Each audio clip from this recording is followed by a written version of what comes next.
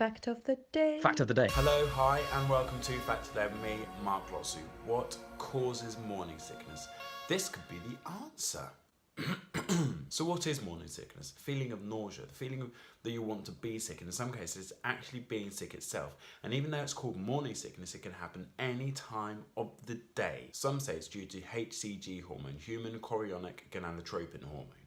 Some say it's due to having multiple pregnancies. Some say it's because you get pregnant and you're having a baby girl. I think that's probably just people that don't like girls maybe have said that. So a new study by Stephen O'Reilly and his colleagues at the University of Cambridge have shed brand new light on what could be the possible cause of morning sickness. 800 women were looked at in the study and they found a protein called GDF15 which could be the root cause of morning sickness. So the theory is that it acts on the brain to make you feel sick. So why would it want to make you feel sick?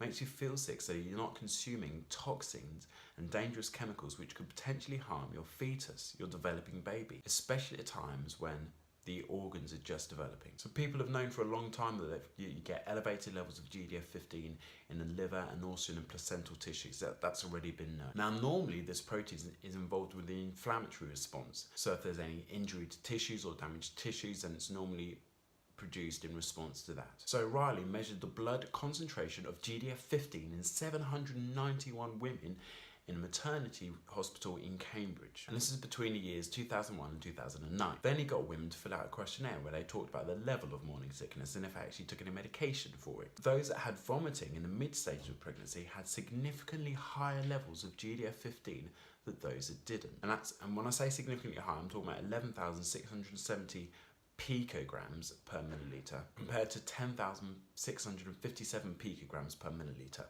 Tiny amounts still. Now the women who actually took anti-sickness tablets because they were afraid of being sick because they'd had really bad morning sickness before, they had levels of 13,376 picograms per milliliter of GDF15. That's a lot. So the team thinks that these elevated levels of GDF15 are there to prevent the woman eating anything which could be dangerous or toxic to the developing fetus. So the question is now, why do some women produce elevated levels of GDF15? And why do some women not produce elevated levels of it? And also, is there anything we can do to prevent the elevated levels of GDF15? And of course, long term, will this have an impact on the fetus? We don't want another thalidomide scenario. That is what causes morning sickness. This could be the answer. Thanks for watching. Love you, bye, love you, bye. Love you, bye.